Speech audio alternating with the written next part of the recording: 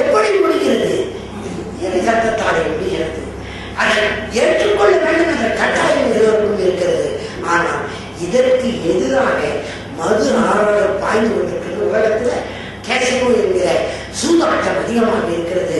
சூதாட்டம் கூடாது என்று தடுக்கப்பட்டால் தடுக்கிறவன், அதாவது இஸ்ரேலும் பாலஸ்தீனும் வச்சுக்கிறேன், அது என்ன சண்டை? எல்லாரும் இடத்துக்கு சண்டைன்னு மட்டுமே பேசிட்டு இருக்கிறாங்க. உண்மையாக அல்ல. எல்லோருக்கும் தெரியும், அறிஞர்களுக்கெல்லாம் தெரியும். வெறும் இடம் சண்டை இல்லது. இது கல்ச்சரல் கான்ஃபிளிக்ட். இது ஒரு கல்ச்சரல் கான்ஃபிளிக்ட் அங்கே நடக்கிறது. அது வந்துடக்கூடாது. இஸ்ரேலுக்குள்ள ஏகத்துவம் வந்துடக்கூடாது.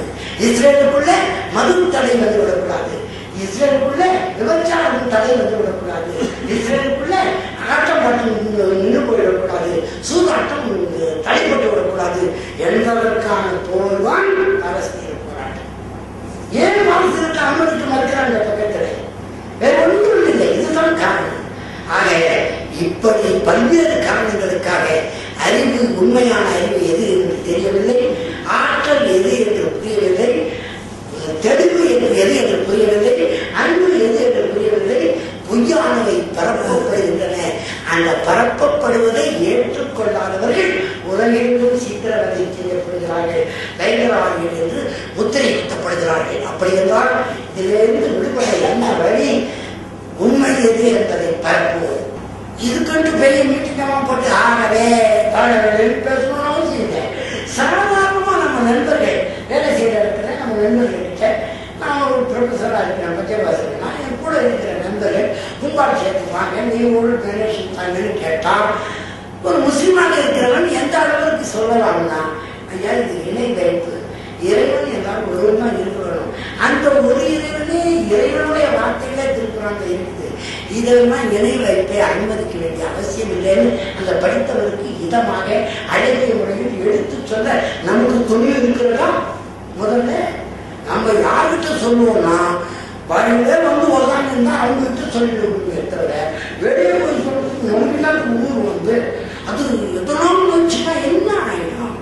எது உண்மையை சொல்லுவதற்கு நாம் தயங்குவதால்தான் உண்மைக்கு எதிரானவை இங்கே புகழ்பொடி நாட்டி பயங்கரவாதமாகவும் சித்திரவதையாகவும் விடுகிறது என்று செய்ய விரும்புகிறேன்.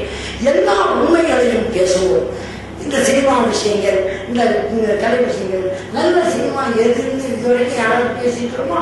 பொருளாத சினிமாக்கள், ஆபாச சினிமாக்கள், தலை மேல எப்ப பார்த்தாலும் சினிமாவை சினிமாக்காரங்களா இருக்கிறாங்க. அது திருப்பின உடனே ஒரு வாழை அரை இன்ச்சுக்கு மேலே நம்ம 6 வருஷத்துக்கு மேலே கட்டி வச்சுக்க கூடாதுன்னு சட்டம் இருக்கிற நாட்டில் ஆளாவது சினிமாவில் இது பார்த்து பார்த்து என் மனம் சிதையுமா சிதையாதா? மனச்சிதறல்கள் வருமா வராதா? மனச்சிதைவு வருமா வராதா? உண்மையாகவே இது தடை இருப்பது உண்மையானால் யாரும் அந்த ஆயுதத்தை பயன்படுத்தக்கூடாது என்றால் அதை பயன்படுத்துவதை காட்டிக்கொண்டே இருக்கிறீர்களே, அதை எப்பொழுது தடுக்க போகிறீர்கள்? இந்த சென்சார்ங்கிறது என்னத்துக்கு இருக்குது?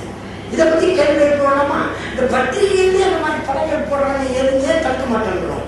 இதை பத்தி சொல்லக்கூடாது, அது அவங்க விஷயம், நம்மளுக்கே தான் வந்தது என்று நினைத்துக் கொண்டிருந்தால் நாளை மறுமையிலே பதில் சொல்ல வேண்டிய கட்டாயம் இருக்கிறது என்றவற்றை பதிவு செய்து மன்னிக்க வேண்டும். இந்த நூல் பற்றிய கருத்துக்களை பதிவு செய்கிற அவகாசம் கிடைக்கவில்லை என்ற வருத்தத்தை தெரிவித்து இந்த நூலாசிரியரின் பணியை சம்பிரதாயமாக பாராட்டாமல் அவருடைய மிகச் சிறந்த நூலில் அவரே உணர்ந்து